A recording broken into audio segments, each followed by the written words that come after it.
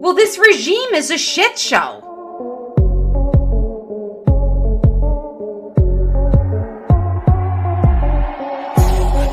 Keone, what were they thinking? Thinking? You got to stop accusing this administration about thinking.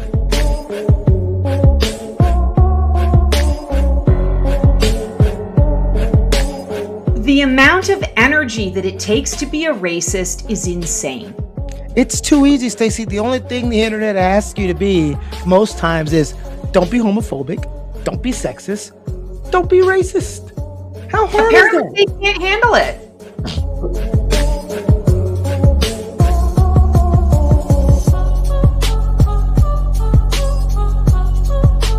Stacey, you got to pull, because I don't know what the hell Trump is doing. Pull a card, because we haven't done that yet. And it's got to be the Fool. It's going to be the Fool. It has to be the Fool. Oh my God! Who's the psychic now?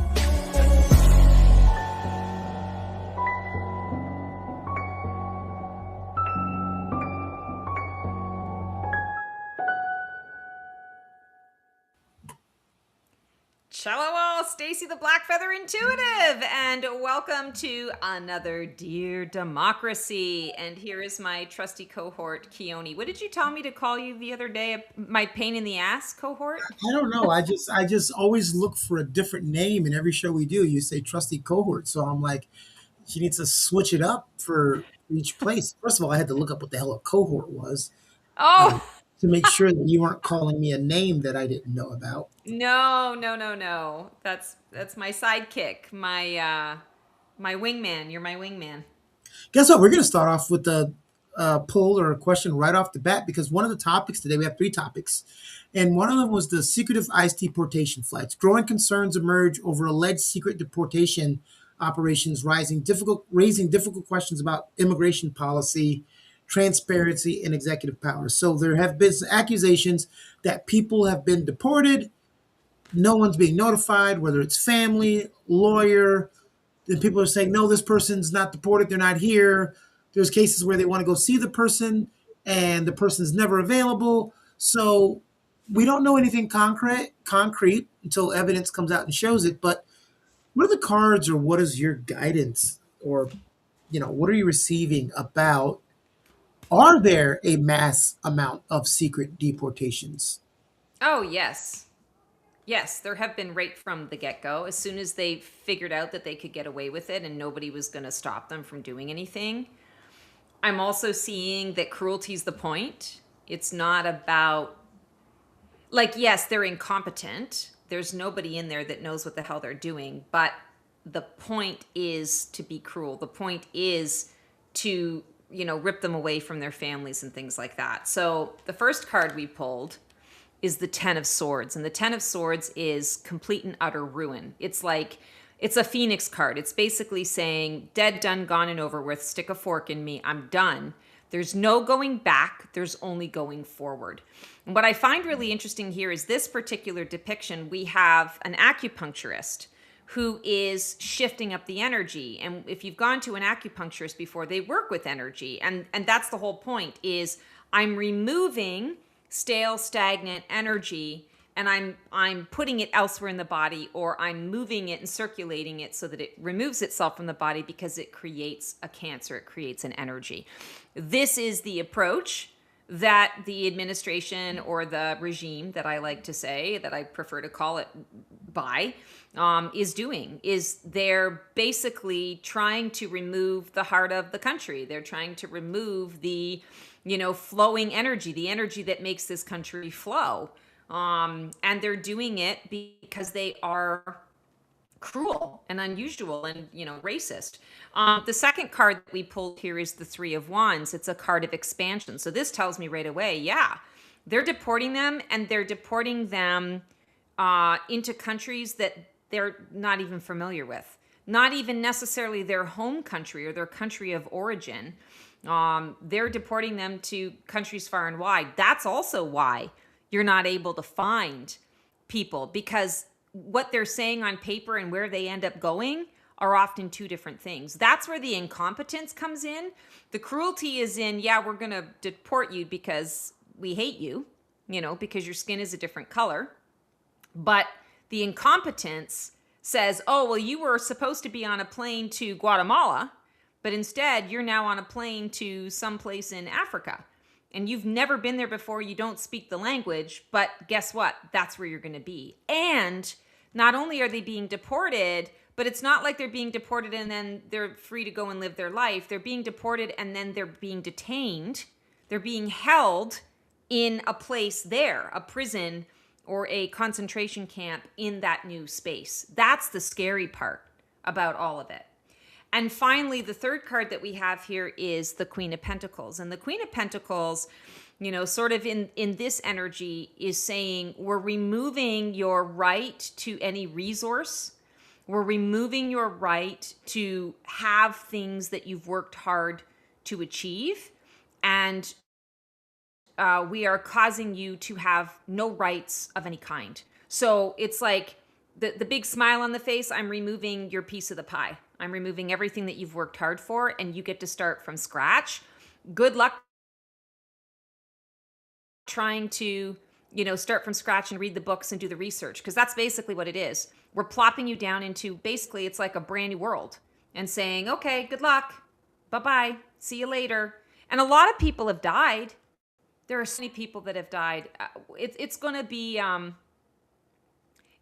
really disgusting, and it's a horrible stain on this country when that information starts to come out, when this regime is, whatever happens with this regime and this information comes out, it's going to be a stain. It's something that I don't know that we will ever be able to truly recover from. It's very sad.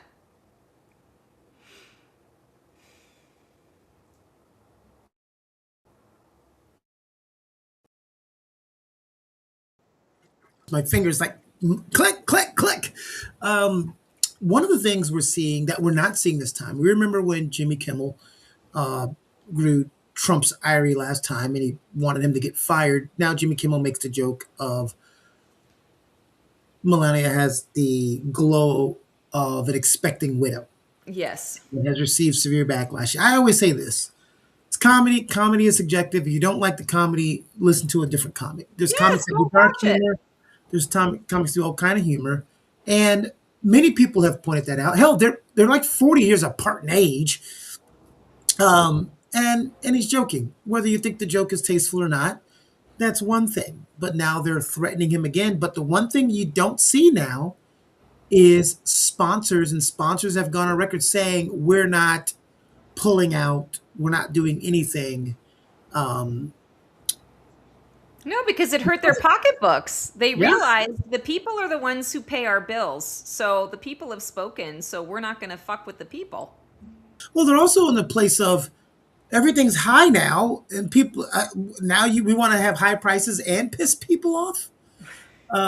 You look at the cost of flying. Somebody told me yesterday these plane tickets are outrageous. I'm like, yeah, planes require fuel. Yep, 30% higher for a ticket. I mean, that's a big chunk of change. So, like, I know if I wanted to go back and forth to Raleigh, for example, it used to be $250 to $280, maybe. Now it's over $300. That's a lot of money. That's a big chunk of change. It is, especially if you have to do it effectively. But the summer's coming up, and the summer is the biggest time of travel besides, the end of the year when you have between the Thanksgiving to New Year period. Yes. And a lot of people still do those road trips by car. And a lot of people can't afford to do it now because you fill up your tank. Well, I just had a vacation in California. It was a 5.5-hour flight. A drive. And I had to fill up my, tank twice, once there, and fill it up twice on the way there, and then fill it up twice on the way back. And it was over $200. Each way. So that was a lot of money. I mean, that's like, okay. And it would have cost me even more if I had decided to fly. Oh God. It's just ridiculous. What is the price of gas where you are in Arizona? So Arizona right now we're paying. The last thing I paid was I think 469, 479, and in California when I was driving it was 679. I filled my tank up the last time in California, 679. Yeah, it was $6.90 when I was in San Diego in March.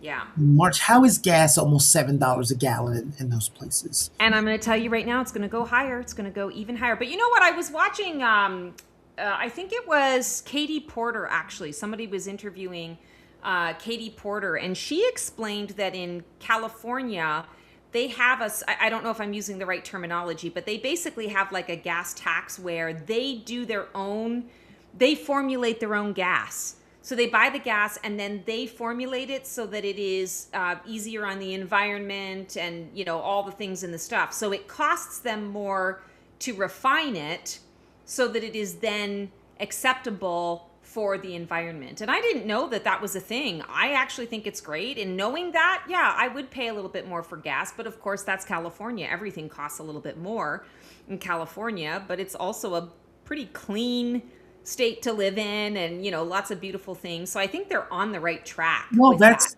that's been a thing for a long time. That's why a lot of car manufacturers will not make cars that they can't sell in California.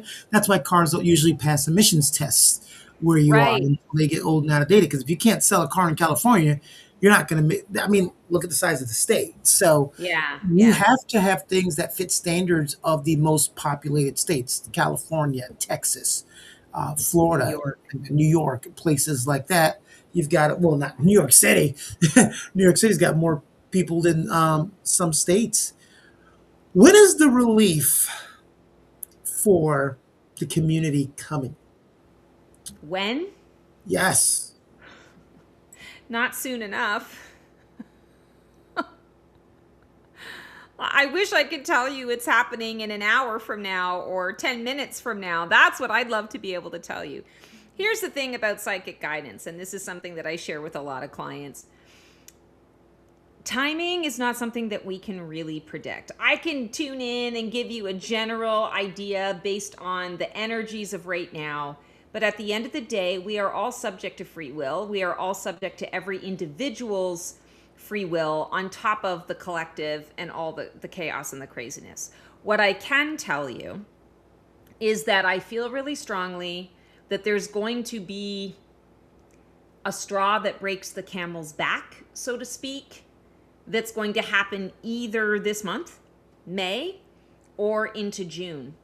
And it doesn't mean that July is going to be sunshine and daisies, wine and roses, but I feel like July is a month where, like, collectively we all kind of like we breathe a little easier. It's not that everything is perfect, but we're able to catch our breath so that we can then kind of take some steps forward. We're in it for the long haul. I mean, we're in it for the long haul. The challenge is that we have lived, you know, I think we said this in another Dear Democracy show. We have lived the 8 years of World War II in this short window of time, in this, you know, 13 months or 15 months or whatever the hell it's been now that this regime has been in charge. And so that's why, like, everything's so accelerated and we're feeling so freaking exhausted because we're just constantly bombarded. But when you ask for timing, I feel that there's going to be a little bit of a break. It's kind of like after the storm, the air clears a little bit. That's what I'm kind of feeling is going to happen kind of mid-June, end of June, and into July.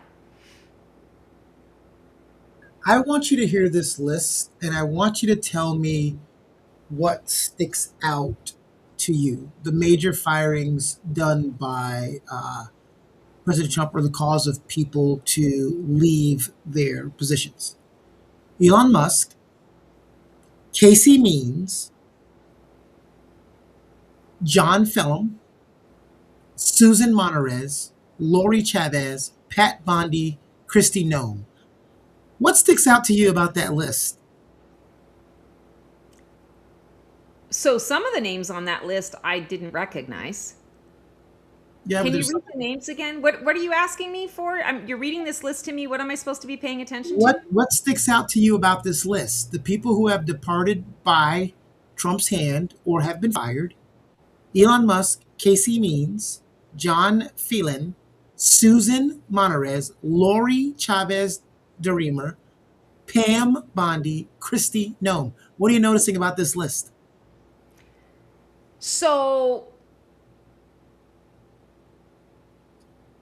I mean, the first thing that I've noticed just in general, not about the list, is that he let females go first. Ah, Elon, that's, Elon Musk, I think that was always in the plan. I think how that was orchestrated. So I think that went exactly the way they originally thought it was going to be, because he went on to do other things and he's been underground for a while.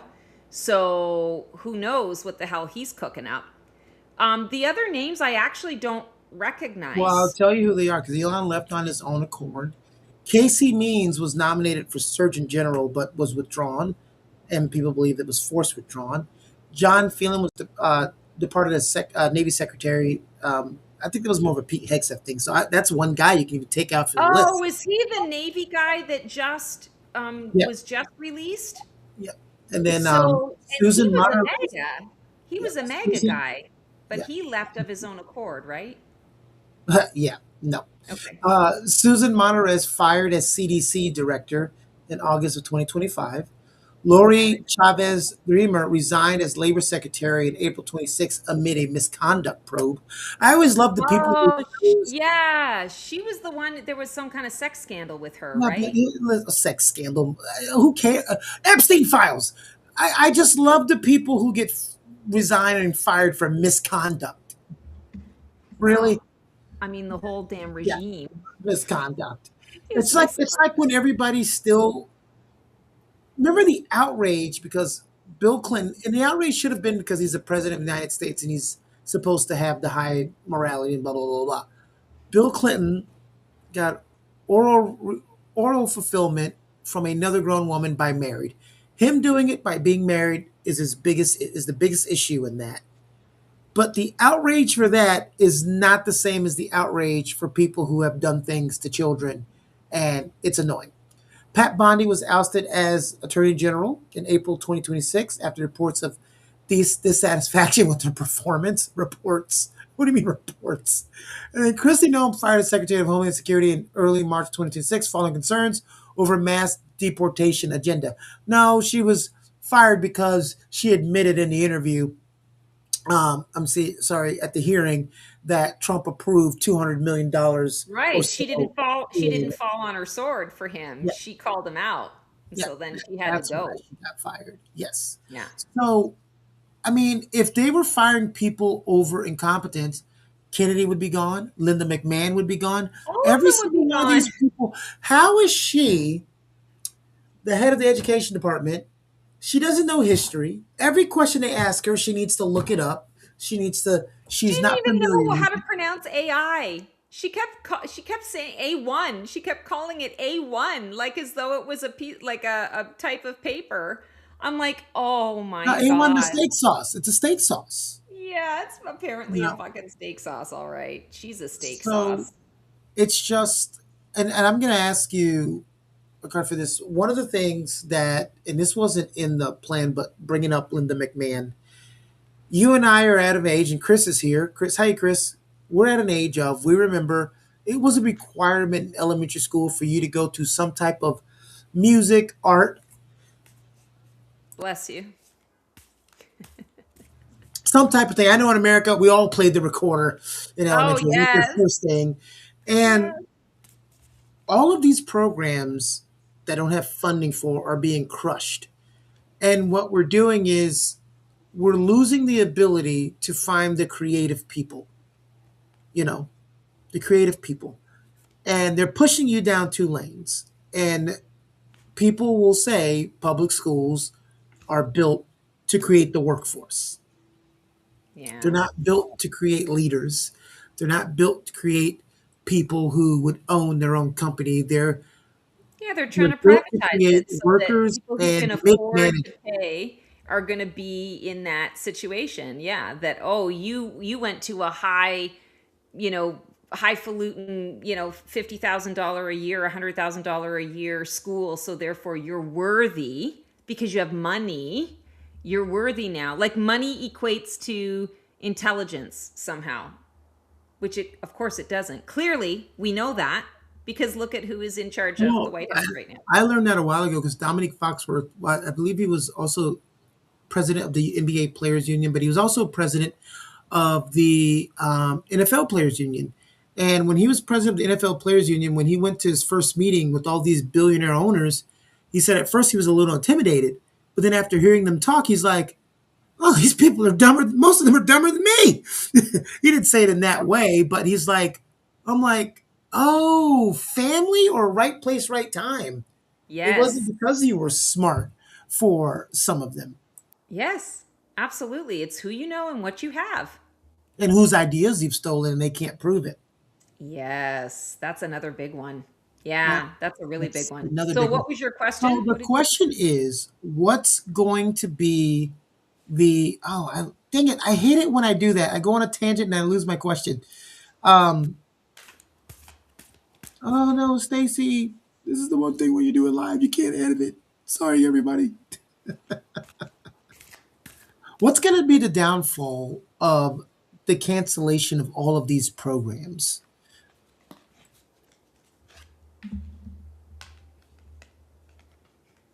Interesting.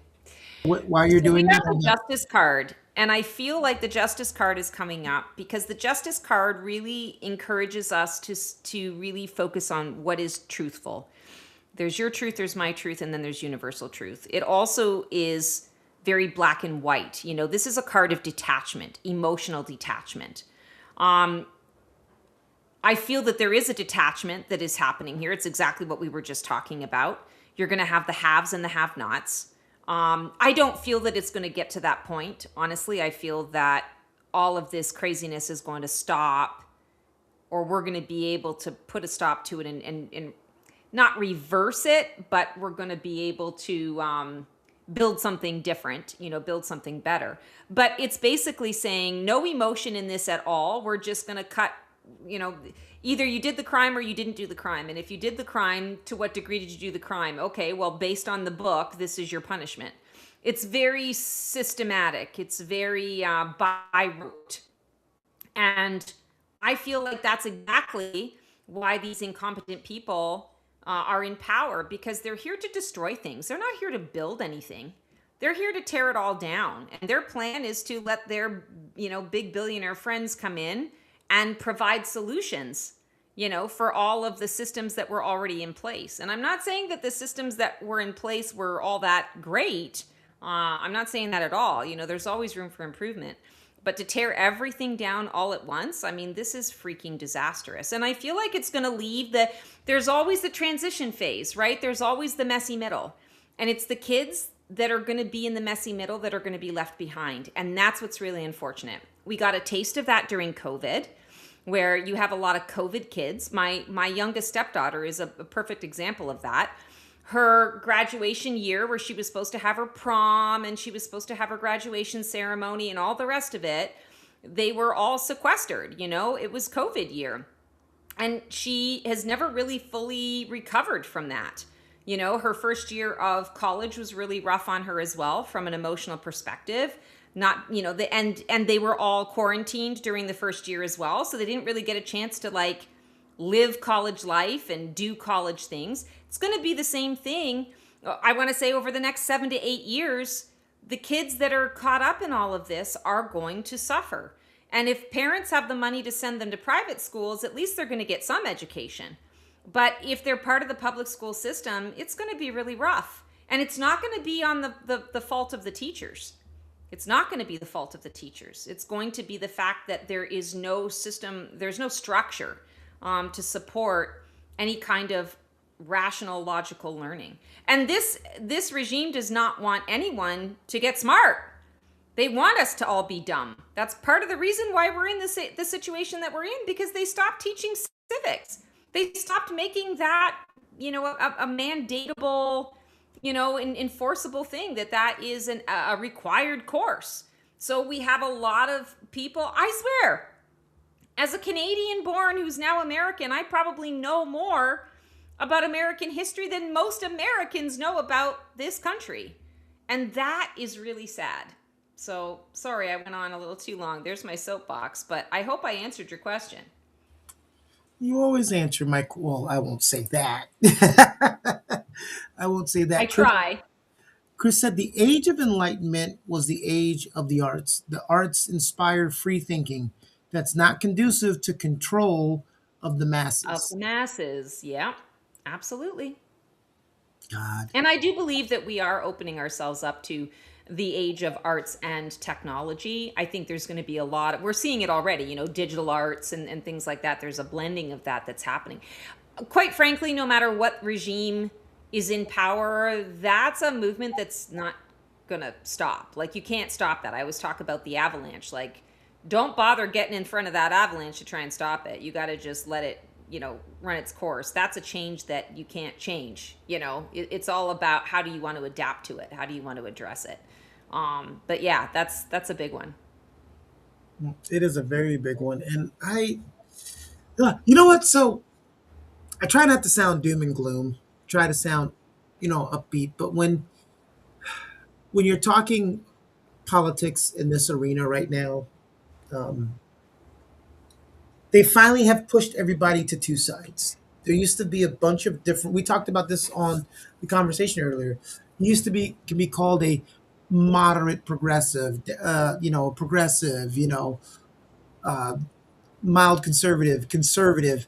Now it's just left, right, and you used to have left and right in the Democratic Party, left and right in the Republican Party. Not saying that it doesn't, but it seems like everything's getting just pushed. If you're lefty, you're a Democrat. If you're on the right, you're a Yeah. Republican, and that's the way you're being pushed and labeled. It's stereotyping, and that's exactly what has happened. It's division. That's part of what this cult movement did. What this man did to the country is really divided everyone and made it a very black and white issue. And I don't mean black and white from a racial perspective. I mean it from like an extremes perspective, one end of the extreme to the other, right? They're both light. Well, he's done both. He's done both those black and white versions. So he's Yeah. done both of them. Chris says, I like the shirt, Ken. Oh, thank you. Thank you. It does look like I'm going on vacation, doesn't it? It does. It looks a little Hawaii. I like it. I No. love the color. You know what this shirt is called? What is it called? I haven't done my laundry. That's what the shirt is called. It's the first time I've ever put this thing on. It's been in my closet forever. It's the Well, first thing I I've think it's great then. I'm glad you didn't do your laundry because it's a nice look on you. I have the cubes where all my clothes are, and then when I go to the closet, that means I haven't done laundry. I'm the same way. Sometimes I have more clothes on my floor than I do actually on the shelves in my closet. Everywhere else in my house, I live very staged. Everything Mhm. is in its place and has its place and it's clean and it's whatever. But my closet and my car are the Mhm. two places where my crazy comes out. Well, we're not going to talk about staged because then we'll be talking about the White House dinner shooting again. And God, I'm Oh trying. yeah, no, that was last week or that was the week before. Yeah, Whenever that was. I'm not trying to be a conspiracy theorist, but good I lord. saw something actually that 33% of people believe that all of the assassination attempts, or at least one of the assassination attempts, was staged. That's pretty impressive. Well, I mean, I still think that the president should be tested because he had cartilage that grew back, in a couple days after being shot in the He's a ears. miracle man. He did say he's an extremely, extremely healthy person, but we'll see. We'll see if Melania has the glow of an expected widow or not. We will see, and I hope I just didn't get banned from speaking on YouTube. This Yeah, fingers has crossed. I been know so many people are getting shadow banned right now. I've watched so many people that I follow on a regular basis that are posting these things. Like one person that I've watched, she's an incredible reader, and she's a political reader. I've been watching her for, God, I don't know, 3 years or something. She's been doing it for 10. She woke up one morning and lost 40,000 subscribers. a. That's not even like that's not even like from a percentage perspective even possible. I've only seen that happen when someone does something completely outrageous. Well, I've seen it happen before. People have left channels in mass. I remember look at Ben Shapiro, and I know 40,000 and 10,000 is two different numbers, but he woke up one morning and 10,000 people said, "Screw you, I'm out of here." You know, but But you can that's only usually use there was a catalyst for it, right? Like he yeah. said something stupid or he went back on his word or something like that. She didn't do anything. There's no scandal with her. Mhm. I mean, she's an Australian woman, you know, I think in her 60s plus is my guess. I mean, she's just honest about what she is and what she does, and she's been shadow banned. And I'm 85 like, wow. and 46 plus. Is that, are you talking about the age of the president versus his wife? How old is Trump now? He's going to be 80.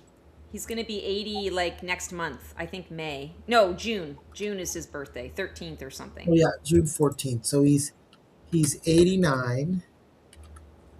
No, he's 79. I mean 79, sorry. I mean, I can't tell the difference. And she's 56. Oh, is that how old she is? I thought she was still in her 40s. Isn't that No, interesting? well, she wouldn't be younger than me. Okay. She was born in 1970, so she's 8 years older than me. Gotcha.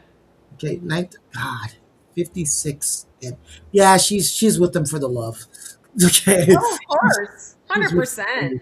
it's the None real of us should ever doubt that love, you know, especially when she's swatting his hand away all the time. She just did it the other day too when King Charles and Camilla were there. She swats his hand away while they're being trumpeted into some whatever the hell.